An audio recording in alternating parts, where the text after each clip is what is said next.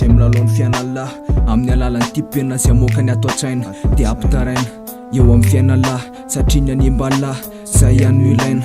eto amin'ity ta anatin'ny tasitaran-dritsoka mila mandatsakaina mba hitondrana heriny anaharo ho any reto mpisolo tena maro refeky ny anakamaky fa manimba isaky zay matsiaro noho ny meny fakasiako kely amin'ny fiainany ho any zay mpanitraka kodiny mametsiny an'izy satria onateny koa zay avoaka mifavatsy aiko ambony fa eto ny teniko andresy ny eritreritrany atao andresy azy fotsiny hoe ny aliana mipetaka eny ambala tsy iofo ny lokony fa natiany aspiraka tsy arofina fa atao anatiko ny kofony fa matetiky ty fihinanany efa matetiky ty poziny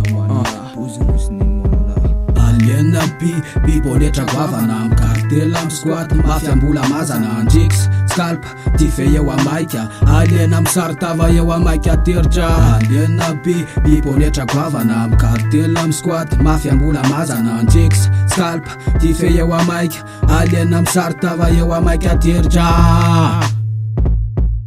araiky anatastarany efa vitatra am'say feny mitsakoy anopetraka tako rehetra sa fo persa fo ny lambola miesina manofo ny lasa nofanoafy ny fiainanlahy nefa la me mikrosy fana eo ala fo mana fanikila tsy miandry staff fa mandroso ny tany de mandroso ndray ny olo fa say tsy andry ny lafany fotoana andafam-bola fa pokota tsy mety landrora fa eny ampiaratsisy masamby kitika makasy mafia votrana masina cyclone ny asa vitaka ao anaty tasta fa pelo ohatrandripaka rehefa ina amy seny fa alieny eny ampiara miaraka amy poyara fotra amy poinina filatsaka ao doan lary sam fa ndrapy tsisy fetra fa misy fepetra fa oentina natsarana nefa vita fa maro loatra ny mahita fa pokota elita fa mampaiky ny kilatsinina fa rehefa mirefy sekrotsy alana tsinitsiny fa ty ndrapy vita sifana tolotra ho ankartinina fa raha mirapy tsy mitady lasa fa nitoenina oetiko anasafany lalana aliena bibonetra goavana am kartela am squat mafiambola mazana andrix scalp tife eo amaika aliena misartava eo amaika teritra aliena